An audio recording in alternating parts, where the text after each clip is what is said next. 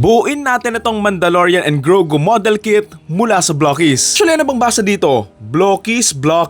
Siguro Blockies.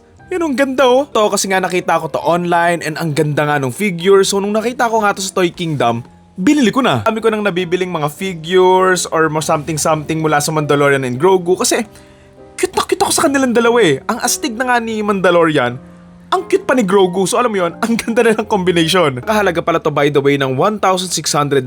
So for a figure na kung maganda sana, sulit na yun. Ang cute ni Grogu or ni Baby Yoda, para nakasimangot.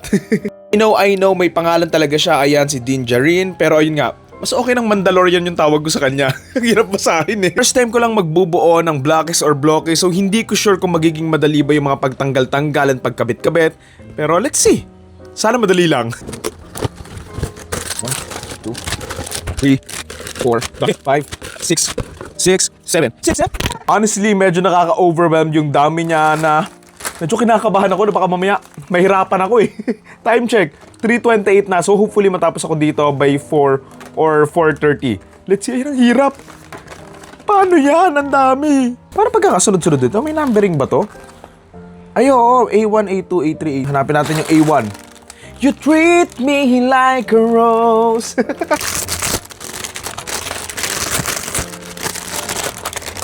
Yung lahat ng laman niya, ang dami. Sakit sa ulo. Ito yung laman ng maliit na plastic. So yan, may mga ulo nga ni Grogu. Siguro ito yung mga added details na lang. Yan, may beng-beng. Wait, i-rearrange natin to. So ito nga yung lahat ng pieces and ito nga siyang lahat. Kompleto naman. Ito namang maliliit. Ito nga siya. To be honest, medyo naguguluhan ako kung paano yung pagkakasunod-sunod niya. Kasi nga sa Lego, di ba, pack 1, pack 2, pack 3, tapos nandun na lahat. Pero dito ata, medyo patalon-talon siya. So minsan kukuha ka sa A1, sa C1. So dito may A2, di ba? So, ayun yung medyo challenging dito. Anyway, walang matatapos kung hindi sisimulan. So ayun, simulan na natin. Sundan ko na nga lang itong instructions. So simula dito, papunta dito, hanggang sa mabuo nga si Mando. Oh, nabuo ko na yung ulo. Panis. Ewan ko kung na-spoiled lang ba ako ng Lego, pero sumasakit yung ulo ko dito sa Blockies. Ang hirap niyang buuin. Dapat sunod-sunod na lang. Sa isang ganito, ayun na lahat eh. Pero yun, wala eh. Oh, may isang braso na si Mandalorian.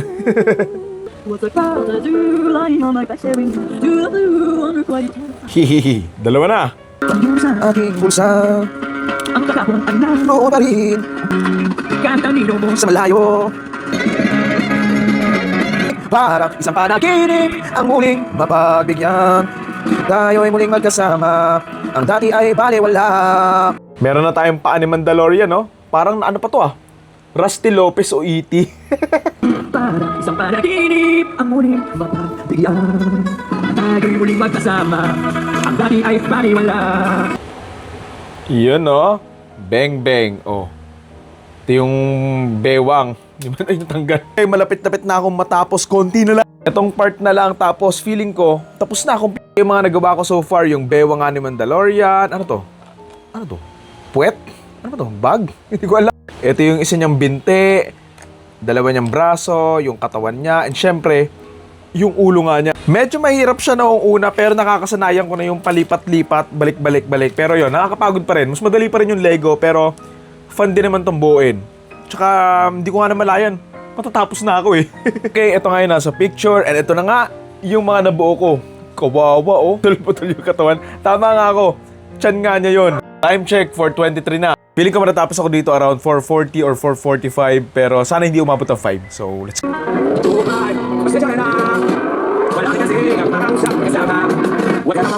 Si Mandalorian oh, manananggal. I wonder where they are. So separator, oh yeah, and oh my love, holding on forever. So small, so I say a little bit. Oh my. So yan, we're done na with Mando and ang ganda ng itsura. Gusto ko yung pagkaka-paint ng mismong figure na ang ganda ng metallic look niya. Mukha rin talaga siyang bakal oh, tingnan mo. Diba, para talagang bakal. Kahit medyo maliit lang siya, maganda yung mga details niya. Yan, ang cool. Okay, game. Next na tayo.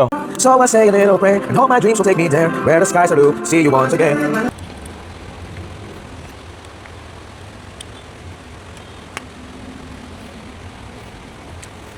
Yun, ang bubuuin naman natin ay si Grogu. Let's go! Ang cute ni Baby Yoda, oh. Nandun siya sa balikat ni Grogu, ni Mandalorian. Ang cute! Ang cute pa ng pagkakagawa dun sa mukha, oh. Yun, oh. Oh, may beng-beng na siya. Panis. I'm done na, and eto na nga, yung nabuo ko. Tada! Ang ganda! Parang mapapabili pa ako ulit ng Blockies o Blockies, ha. Marami pa yung mga natirang parts, pero kasi ayun nga, pwede mo kasing baguhin yung sa paa, may babaguhin ka dito para nga makabit siya dito sa may platform, meron kang babaguhin doon sa kamay para nga makabit mo yung beng-beng, tapos may mga babaguhin ka pa something-something para nga lang mailagay. Lalo na nga dito kay Baby Yoda, meron din kasi silang isa pa. Kaso ayun nga, ang problema, iisa lang yung sa ulo. So, basically, one at a time lang yung mga Yoda mo. Hindi ka pwede gumawa ng maraming Yoda. So, ito yung mga natira. Pakita ko sa inyo. Ito nga si Baby Yoda na ito yung mga ulo. So, titignan nyo yung itsura niya. Ayan yung itsura niya.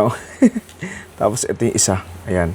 Yung tapos ko na siya, I would say I'm happy with this figure. And for its price, ang ganda ng itsura niya. Lalong-lalo na nga yung mga details. And I love yung design nga niya na pwede mo nga makabit nga dito si Grogu na nasa balikat nga. Gustong gusto ko rin yung pagkakametallic nga ng pagkakapintura na ang ganda niyang tingnan na para din talaga siyang baka. What I love here, madami kang pose na pwedeng magawa sa kanya kasi nga halos lahat gumagalaw. I mean yung mga arms niya gumagalaw, legs niya gumagalaw, yung ulo niya. So marami kang pwedeng maisip na pose para sa kanya. Ito 360 niya, oh. Ang cool. Ang cool pa ng jetpack. I mean, maliit lang siya, pero yun nga, for its price and everything, sobrang sulit na neto. Oo, nahirapan ako, at the same time, nag-enjoy din naman ako. Siguro medyo confusing lang kasi nga may mga parts silang pinapabuo na, tapos maya-maya papalitan mo nga, so parang mapabis ko, akala ko tapos na ako doon. Anyway, ito nga yung itsura niya, ang ganda ng pagkakapintura and everything. Kahit nga yung mga malilito, wala siyang masyadong lagpas-lagpas. So ayun lang, nabuo ko na nga itong Blockies. Given yung experience ko sa pagbuo nito, medyo pag-iisipan ko kung gagawa pa ako ulit. Unless maganda yung figure or yung character, kung gusto ko naman din, baka magka-interest akong bumuo ulit. So yun lang, ito yung figure, sana nag-enjoy kayo. Yun lang. Thank you!